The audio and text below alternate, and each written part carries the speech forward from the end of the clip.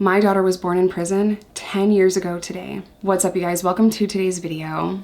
As you can tell, it is my daughter's 10th birthday, which means it's the 10-year anniversary of giving birth in prison. But at the same time, it is the anniversary of the most traumatic thing that's ever happened to me in my life, which was giving birth in chains. So that's what we're going to be talking about. If you guys are new here, hello. My name is Jess. I'm a person in long-term recovery who has in fact been to prison. If you want to follow me on any other social media platform, TikTok, Instagram, Patreon, that's $2. It's only ever going to be $2. All of that is linked down below, as well as my vlog channel and my podcast. Without further ado, let's kick this thing off.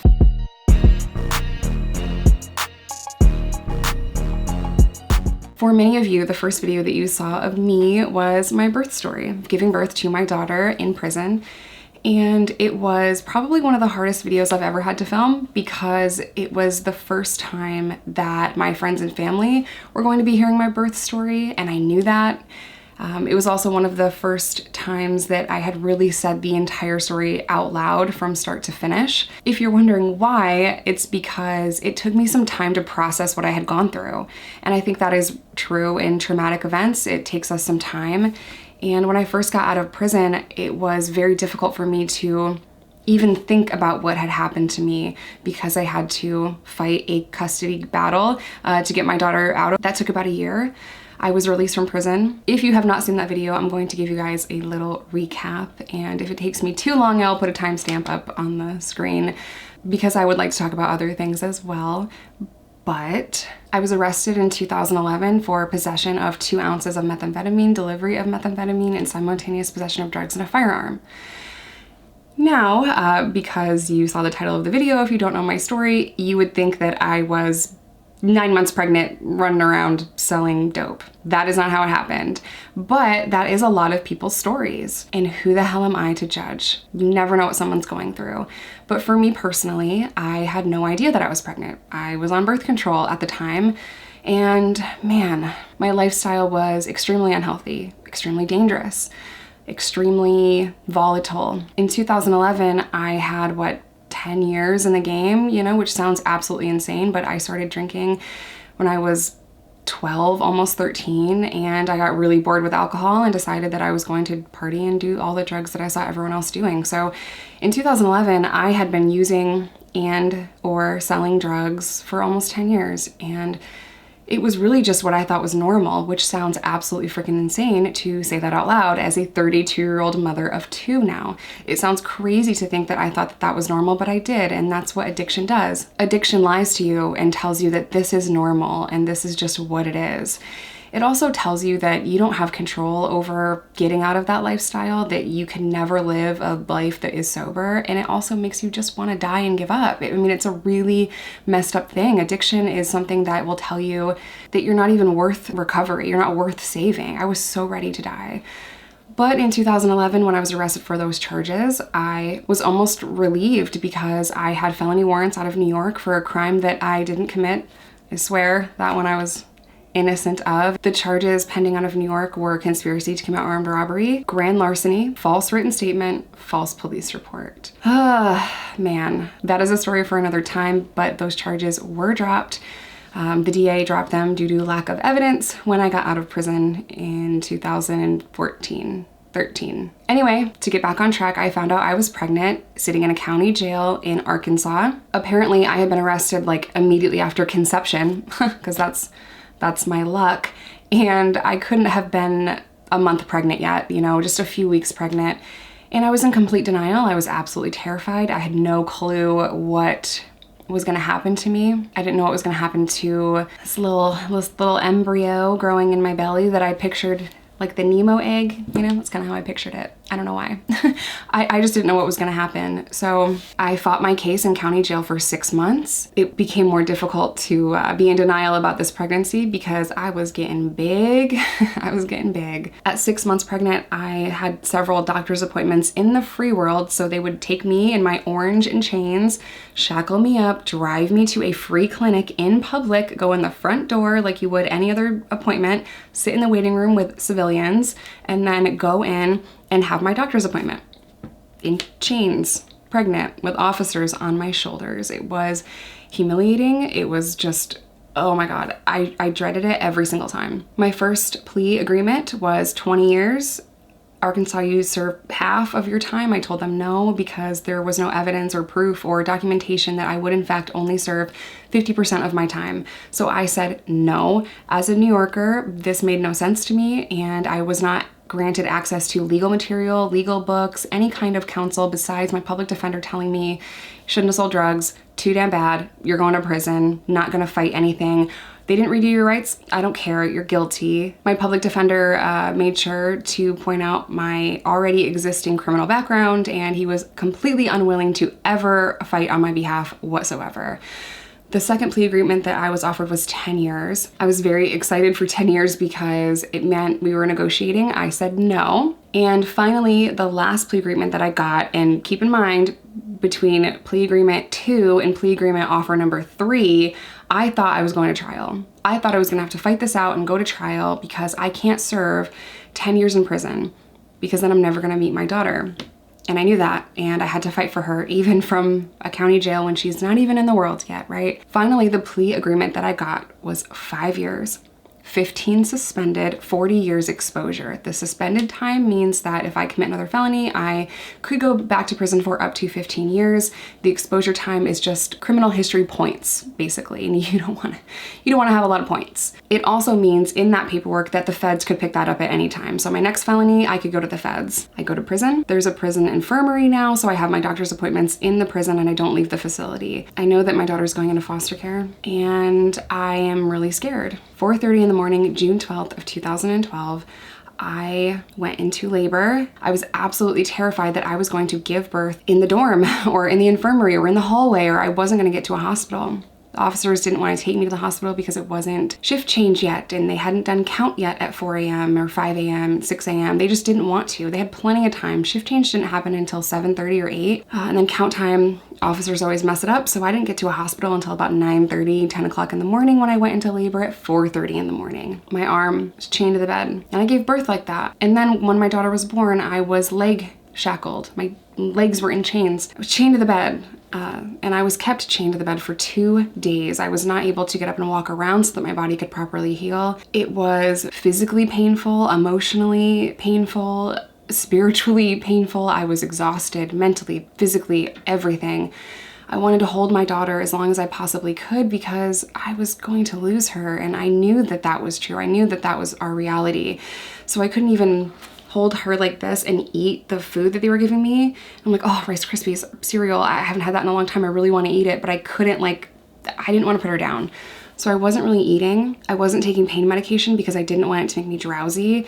I was just asking for coffee, and that was something I could just pick up with one hand as well. So I was just asking for coffee so that I could stay awake. I must have dozed off at some point within those 48 hours, but I thought I was awake the whole time. Eventually my daughter would have to go and I would have to go back to prison. So when that time came, even though I had almost 9 months to prepare, I had no idea how strongly I would feel for this baby. I had no idea that mama bear instincts are real, that I would have burned the building down to save this child, that I would put myself in the line of fire to save this child, to be with this child. Like, those instincts are crazy. And I know people talk about them, but until you experience it, you have no idea. I mean, every fiber of my being was like, protect this baby.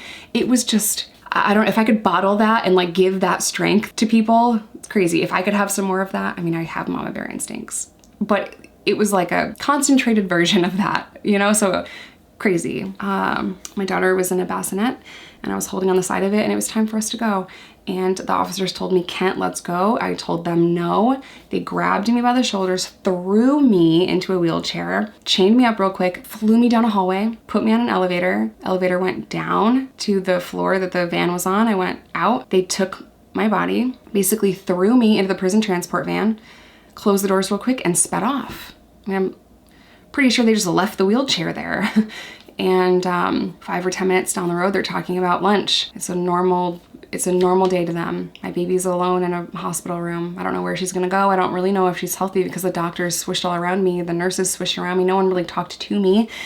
He talked about me in front of me. And when we got back to the hospital, I remember the gates. I remember seeing Sallyport, which is the back of the prison where you go in, like inmates go in. I remember seeing that. I remember the van kind of like slowly pulling in to the fence or the gates into the perimeter and into Sallyport. My next memory, I'm in this little room where you're supposed to change out because if you leave the prison property and you go to the free world, you have to get stripped out. You could have some prison jobs where every day you have to get changed out. If you're working like outside of the perimeter or just certain jobs, you have to get strip searched all the time in prison for different reasons, like visitation or just because they want to.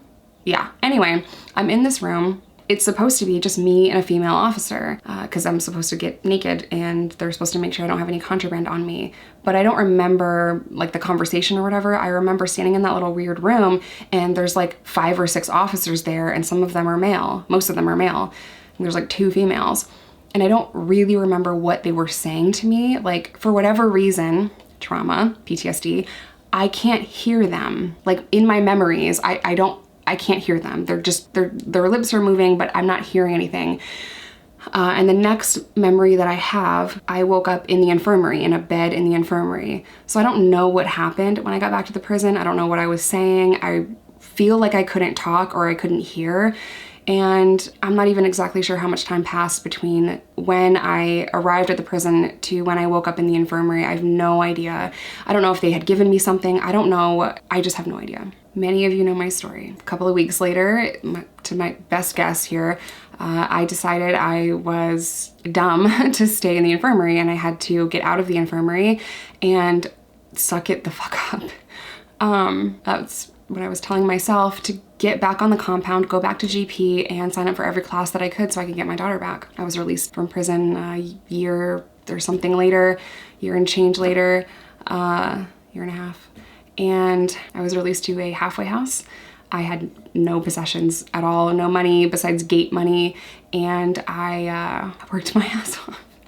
My daughter was placed 4 hours away from where I paroled to. I had to hustle to get rides. I fought this DHS case for a long time, it felt like, about a year. And during that year, I had to do hair follicle drug testing. I had to do parole drug testing. I had to do child abuse testing, psychological evaluations. I had to have an apartment, a car, furniture for my daughter. And I had to be able to provide enough of an income where they felt she was going to be okay and I could pay my bills. That is not easy for someone with a felony. I'm not asking for sympathy. I'm just telling you what it is. It was very difficult for me to find an apartment that would rent to me. It was very difficult for me to find a job that was a stable source of income. Minimum wage jobs were pretty easy to get at the time in Arkansas. And so I had 2.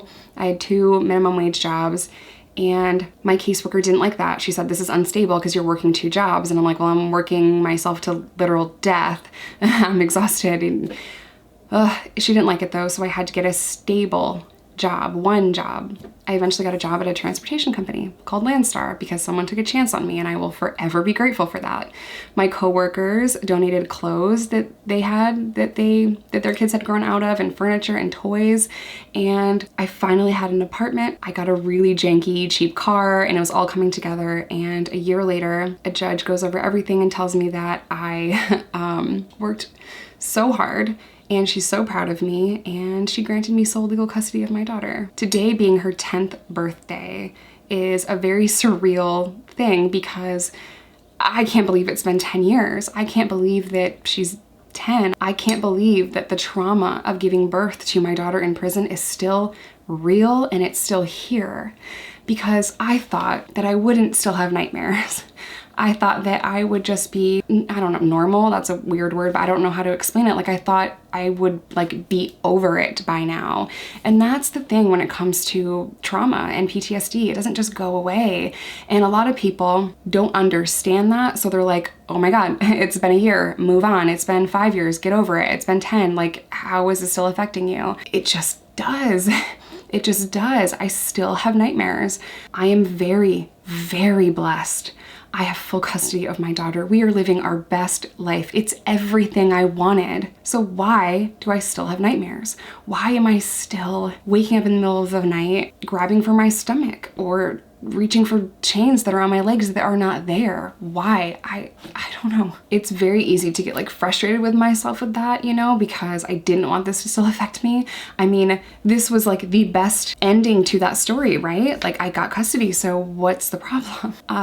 It's still hard. Because even though I'm so blessed and I have full custody of this beautiful, quirky, funny, smart, kind, amazing little girl, trauma and PTSD doesn't just go away. It gets easier. I will say that. I don't have nightmares as frequently as I used to. I don't get up in the middle of the night to check on Micah as much as I used to. I still do it, I'm not gonna lie. I check on her a lot, but when she first came home, I checked on her 2 to 3 times a night. I was nervous that I was gonna do something wrong. I was nervous that she wasn't okay, that, you know, taking a toddler, you know, 2 almost 3-year-old little girl away from the only home that she's ever known, I was really afraid that I was doing something wrong. I was afraid that this was not the best decision. I was afraid that I was taking her away from her family that is absolutely incredible. In my mind, the foster mom was Joan Cleaver. Is it June or Joan? I don't know, but I thought she was like June Cleaver and I thought I was Sharon Osbourne, you know, so I'm like, am I doing the right thing? I really, really, really doubted my ability to parent. I still might a little, but especially back then, I remember calling the foster mom from the halfway house crying, thinking, I have a mountain to climb. There's no way I can do all of these things. The list that I just wrote down that they want me to do, it's like 47 things and I can maybe do 2. Like, I'm not sure how I'm gonna do this. And I was crying and the foster mom told me, climb a mountain 1 step at a time. Breathe. You can do this. It's one thing at a time. And she was an incredible resource for guidance and, you know, parenting tips and, she was just incredible. They all were. That whole family was so incredible. But still I had this scratching, clawing thought like I'm doing something wrong. So that's probably why for the first few years after I left prison, I couldn't really think about the trauma. I was even in counseling. It was court ordered to get a psychological evaluation and do, you know, therapy every other week or something. And I still did not open up and talk about that the way that I probably should have, because it was something that I just wanted to kind of gloss over. And even though I was diagnosed with PTSD from that, I don't really remember talking about every little detail in therapy. So it's been 10 years since I gave birth in chains. It's been 10 years since my daughter was ripped away from me and I was forced to wrap my breast with ACE bandages so the milk would stop coming in. I couldn't give my baby that I made with my body the food that she needs, that my body is making specifically for her. I had to throw it away, or my soaked clothes would just be washed. I couldn't give her what I was making for her. I was limping around because I was kept in a bed for 2 days, so my body couldn't properly heal and I was in extreme pain. Not to be too gory, but my hoo-ha was the size of a watermelon. I couldn't even get ice packs. I couldn't have a lot of the stuff that the hospital sent home with me because the prison denied it. I didn't know about postpartum depression. I didn't know that I had just endured the most traumatic thing that's ever happened to me ever. I didn't know I had PTSD. I didn't know how to handle it. I just knew I had to suck it up, get over it, because you were in prison and you have to maintain a front of strength at least. But for me, looking back, thinking that it has been 10 years since I endured that, to think that we have not made any progress within our prison system, and to think that today in 2022, women are still giving birth in jail cells in our prisons. They're still being chained in labor. They're still being chained to the bed for days after their labor and delivery. They're still being ripped away from their babies. Over 90% of female offenders are non-violent, low-level criminals. There is no reason that they cannot spend their pregnancy, if they're arrested pregnant, there's no reason why they can't spend their pregnancy on house arrest. We should not be housing pregnant women in prison, period. But if you have to house pregnant women, then there is absolutely no reason why you should not have a prison nursery program. And as crazy and far-fetched as that sounds, it is not good for the mother, and it is also really not good for the baby. It is damaging to that baby, and there are tons of studies on this. When you rip a newborn, an infant, away from their mother, the only heartbeat, the only sounds they've ever heard, the smells, when you take that newborn baby away from its mother, There are long-term effects, and you can Google that, but it breaks my heart to think that it has been 10 years and we have not made any freaking progress. This is still happening. The stories that I get in my DMs and my emails, the stories I see on the news just fucking piss me off.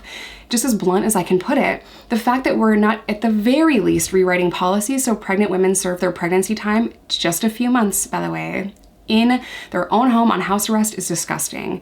The fact that we still think it's okay to house pregnant women in jail and prison, it's horrific. It is horrific. So the policies that the staff members in prison have to follow were written with men in mind. When these policies were written, they were written to protect corrections officers when they have to take inmates to the free world. And they were not written with the idea that women would be giving birth, that women would come in pregnant. They were also not written by people that understand medical needs. You know, there was absolutely no reason why I should have been chained to a bed for 2 days. There's no reason why a corrections officer should be able to say that they are going to deny a doctor's request in a hospital setting. There's no reason for that. But time and time again, corrections officers make medical decisions for inmates. Politicians write laws that are medical decisions that they have no idea about. There is no reason why politicians should be writing laws about medicine without the consultation or say-so from medical professionals. There's a lot of laws in this country surrounding medical decisions that were, written by politicians that don't understand how a, uterus works. So there's no reason why a corrections officer should be able to say, no, she has to be in chains. No, she can't walk around the room to heal herself. I mean, it's barbaric. If someone gives birth in chains, they can literally break bones. I have a friend that gave birth to her son and she broke her back in labor and she was not even in chains. I mean, pregnancy and labor and delivery is a lot more risky than people seem to think. We think it's a very normal thing, like there's like no risk involved. That is completely false. Pregnancy and labor and delivery does a lot of damage to our body and it's very risky, and there's 1,000 things that could happen to somebody when they become pregnant. There's 1,000 things that could happen to the embryo and fetus and then baby after that's born. There's 1,000 things that could happen to both of those entities. It really breaks my heart that 10 years later we have not made any progress. That in 2022, America incarcerates more citizens per capita than any other nation in the world. It breaks my heart that corrections officers get away with committing crimes on a daily basis. It breaks my heart that both men and women suffer when really they just need treatment or mental health services and people are not being rehabilitated. I think people are really cold and callous when it comes to thinking about people in prison because it's so awful. If you really look at what's going on, it is way too difficult to process. I mean, just the unbelievable amount of pain that people are causing to people incarcerated is absolutely crazy. You don't care about it until you go through it for some reason. A lot of times it's easier to just say, well, you shouldn't have broken the law and kind of just move along your day and not really think about what men and women are going through. I also think we tend to think that everyone in prison are like barbaric serial killers that are just evil, and that's not true. An estimated 10,000 people per year are wrongfully convicted. Now, how is it that many? Because people are forced into signing plea agreements because the fear of going to trial is crazy. You want to go to trial and fight?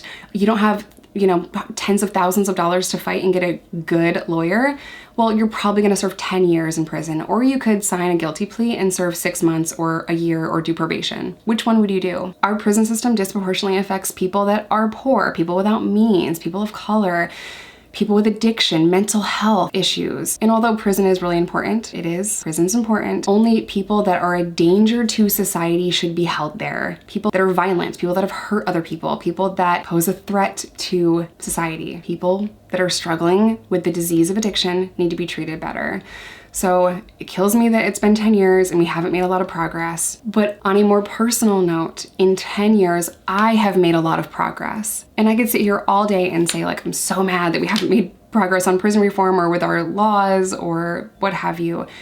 But every day I have worked on getting better and healing. And although my trauma is going to stay forever, I've made a lot of progress in 10 years. And for the first time in my life, I can genuinely say that I am very proud of myself. And my most important job is being a mother. I don't think I would understand just how much the prison took from me if I didn't have my second daughter, Riley. Riley was born June 24th, 2016, and my pregnancy was painless, smooth, peaceful. I had all of the food I wanted on a comfortable mattress and cozy blankets, and it was just the best pregnancy ever. No complications. The only issue that I had was some heartburn, and I felt huge. When I went into labor with Riley, I wasn't in pain at all. I mean, I had like no pain. I had some contractions before I got an epidural, but after that, it was just complete bliss. My body knew exactly what to do. My body knew it's time to push. Riley's coming. With the 3 or 4 pushes, she was out. It was seamless. It was incredible and beautiful. And Reese was there, right there with me. And it was just an amazing experience. And it was also a very eye-opening experience because I'm like, whoa, this is how it's supposed to happen. The nurses and doctors talk to you and they bring you into a room to see, you know, like the bathroom and ask you if you're okay. And they let you walk all around and heal, and then you can leave and go home with the baby in 24 hours. What? Like, this is how it's supposed to happen? I had no idea that it was supposed to be like that it was supposed to be this beautiful thing. Once I had Riley, I realized, whoa, they really freaking robbed me of this entire experience. And I know I broke the law, but there was no reason to put me through that. There was no reason whatsoever for my labor and delivery to be that barbaric, for my pregnancy to be that difficult, to be denied prenatal vitamins for the first 3 months of my pregnancy, to not even have clean drinking water in jail, you know? So I am so grateful that I was able to have a second daughter and to finally be able to understand what you're supposed to go through and how beautiful it's supposed to be. I say all the time that Micah saved my life, but Riley, she healed a part of me that at the time I didn't even know was broken. As frustrated as I am that it's been 10 years and we have not made progress within our prison system and we are seemingly going backwards with legislation in this country, I have to take a look in the mirror and for the first time in my life, admit and say out loud that I am proud of myself. I've made progress. I've come so far in healing myself and being the best mother that I could, which is the most important job on the planet, and I take it very seriously. But 10 years ago, I wish I could have just seen a little glimpse of what my life would be like now, because that would have given me all the hope I needed. It would have given me insight that would help me sleep better at night because I thought I was doing something wrong in getting custody of my own flesh and blood. I am so grateful that I never gave up. I'm so grateful that I didn't let my depression win. I'm grateful that I didn't let my addiction win. And I'm so grateful that I'm still alive because so many aren't. And I don't take a single day for granted. I don't take a single moment of motherhood for granted. As hard as it is, as exhausting as it is the most rewarding thing in the entire world. I am honored that I get to share my journey and my story with you guys. And hopefully 10 years from now, I'll be able to say that we have made significant progress in our prison system, and hopefully I'll be able to continue to use my story to impact the way that people think about prison and the way that people vote for politicians that want to change our prison system. It is going to take a long time to undo all of the damage and all of the pain that our prison system has caused, and this is generational pain. It's gonna take years, decades to undo all of the damage, and it's going to leave a black mark on our history for the rest of time. I'm gonna go eat cake with my daughters. If you are struggling with opioid addiction, I'm a partner with Groups Recover Together. They are both online and in-person treatment program.